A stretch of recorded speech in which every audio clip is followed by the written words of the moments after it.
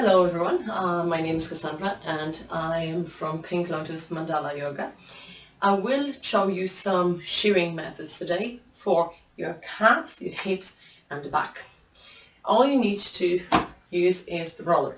The idea for shearing is that we're trying to hydrate the tissues, and this is actually one of the best way to hydrate the tissues between the superficial fascia and the deep fascia. We will basically try to pin down a part, like part of our calf, and then move the skin layer from side to side or up and down. Basically drag it from side to side or up and down. So let's start with the calves. You're going to take the roller and just place it at just literally Achilles tendon really. You can at first just roll up and down a few times and notice where you think you would benefit from that shearing most. So that's already a nice hydrating movement. But if there's any tension, especially if you have been running recently, this is a lovely way. And also this is more using both a roller even before pre-run, pre-physical activity is very good. Post-physical activity, you might want to go deeper and you might want to use myofascial release balls, but you can also use that. So rolling up and down, finding the spot that you want to work on. Let's say you're here. And then as you're there, begin to point and flex the toes. So what I'm doing, my skin is completely pinned down onto that roller. I'm not moving anything but pointing and flexing the toes. So that's creating the shearing effect. It's another way, it's called pin and stretch basically. So I'm pinning the skin and just tiptoeing up and back, up and down even. Then I kind of think, well, maybe I can find more and I can, oh, that's actually a nice tender spot. And again, walking on the spot and then perhaps finding another spot within the length of your mat, and once again tiptoeing. What's important is that you do not move your leg, you really allow just the ankles to work. And there is another way to work through your calves. I'm just going to go one level up. If we were talking deeper into myofascial release, actually that top part of your calf is really full of trigger points, so it's nice to work there a bit longer. Top and the bottom are the most full of trigger points. And then you can do it another way, so I'll show you another way. So if you start all the way down, just above your ankle there, you can just turn your feet from side to side. And just roll up a bit. Make little circles. So point and flex, or make circles, or literally roll the thigh bone out, in and out. That's the other way.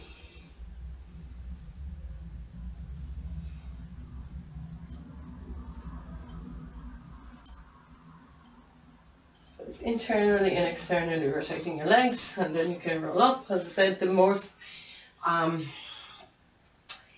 the parts of your calves that are most full of trigger points is the lower third and the upper third.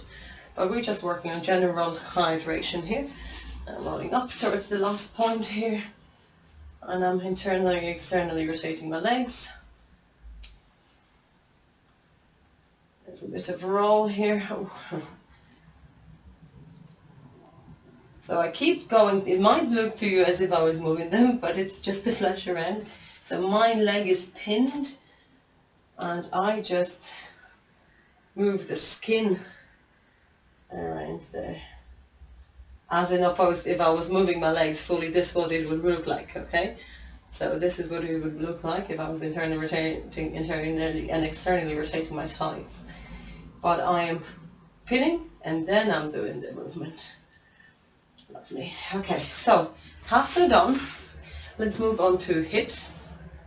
So for the hips, you're going to take your roller at your hips. So just finding the hip bone here, or thigh bone actually, And for me, it's easier to be on my fully extended arm. I've seen people do it on forearm. I prefer to do it like so. So I will roll up and down, my back knee is bent, if your foot is on the floor, and I will just roll up and down a few times to find the area I want to work on. So it's your outer hip, but we can go all the way down into IT band as well if we want to. Okay, found the area, and then I'm going to lower myself down. And I can stay here, okay, just noticing the pressure through the outer hip into the roller, or I can begin to gently lift and drop the leg, working into that trigger point here, or I can bend that knee and do open and close. For me personally, the straight leg works better. Let's try what works better for you. Just going into it, different trigger points there. Okay, and then I'm going to come up again and I'm going to show you a T-band, which is very interesting, especially if you are a runner. So I will go just above the knee here on the outside. And once again, I am doing this on my fully extended arm. It works better for me. I will roll up and down. It's very short distance up. Okay, that's literally just above the knee. And I will find the point which feels, okay, I can work on this. I'll lower my hips then. And what I do is bring my legs, bring my knees together, and I pretend I'm walking. So just going through the motions as if I'm walking.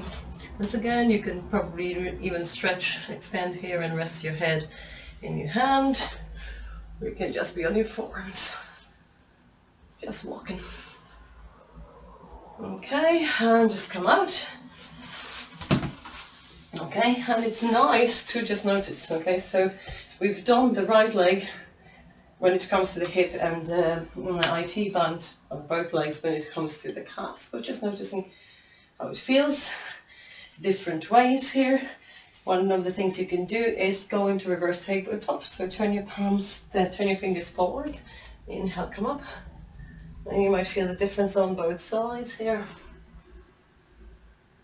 Another way is to come into thread the needle here, variation, and then compare it to the other side. How is your left hip compared to the right? Okay, and let's work on the left hip now. So same, we're going to come either on forearm or on hand, whatever works for you. As I said, for me, the extended arm works better, and I'm going to roll up and down just around the thigh bone to find a sensitive spot. So another very important thing in MFR, okay, in rolling, is that we're not looking for soreness. It's this gentle area of maybe a little bit of ache that you need to work on, but never soreness. There shouldn't be a certain shooting pain. There might be a dull little bit of ache. Okay, I'm getting there. I like where I am. And I'm going to my right leg, my right knee is bent and foot is on the floor. I like to do leg lifts with the left leg here. You can try here, again, bend that knee and just open and close. I'm just getting a bit into a bit different area of your outer hip. Okay, and then we're going to come off it and just sit on the other side, come into IT band. So just here, that's the end of the IT band. Of course, it goes all the way down here.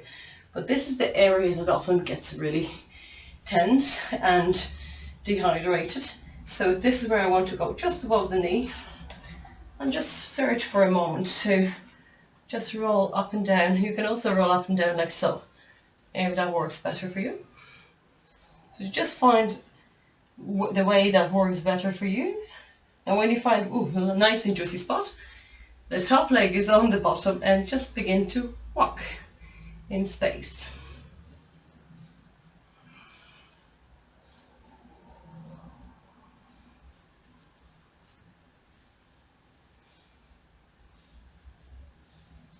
Very good, and releasing that. Removing your roller, and you might want to once again check in with your reverse tabletop, for example. So fingertips facing forwards, inhale, Coming up. Just noticing how is it now compared to before. Do you feel the difference? Are both legs or both thighs the same? Hips the same? And I must again thread the needle here, or pigeon, seated pigeon. Noticing left and noticing right. So it's always nice to do a little checking pose, especially when you do two sides separate. Okay, and last but not least, we're going to move to the back. So similarly, since it's shearing, we will pin the tissue and move around it. So you come to lie down and just find, you might already know which part of your back you want to roll on more, if it's higher mid-back or lower mid-back. So your hands are behind your head, interlaced fingers. Your feet are on the floor, you're lifting your hips off the floor and you rock up and down. So rolling really is the first step when you're doing your myofascial release, to find the spot that you're interested in, that you want to work with. I found my spot. I'm going to lower my hips. Now notice I am still pinning, so I'm not moving. I am not rolling up and down, and I'm not going to slide my body back and forth to the left and right. I'm just going to gently tilt the right elbow towards the right hip, bring it back, tilt the left elbow towards the left hip, bring it back. Now what I'm doing is, as I'm moving like so, I keep the tissues that are on the roller pinned to the roller. So I am shearing again, or pinning and stretching. One of the best ways to hydrate your tissues there. And then we're going to come to center and try again. Maybe there is a second point. Ooh, there is, for me at least. Or you can stay longer in this one. Now, not too long though. Myofascial release, 60 to 90 seconds, okay? So when you find another spot, once again, you are pushing all the way, you're allowing the full weight of your body to release into that roller. And then gently begin to shift that right elbow to the right, back to center, left elbow to the left. Pinning and stretching a few times, so rocking from side to side. But the weight is releasing fully into that roller. The weight of your upper back is releasing fully into that roller. And finishing up. Nice. Coming up. We didn't do a compare pose, a check-in pose at the start, but you can still go for a little forward fold here. Just notice how it feels. Even very informal. And it's also nice to finish up a bit of rolling with a short rest, short shavasana. Just to check in how your legs are releasing, how your back is releasing.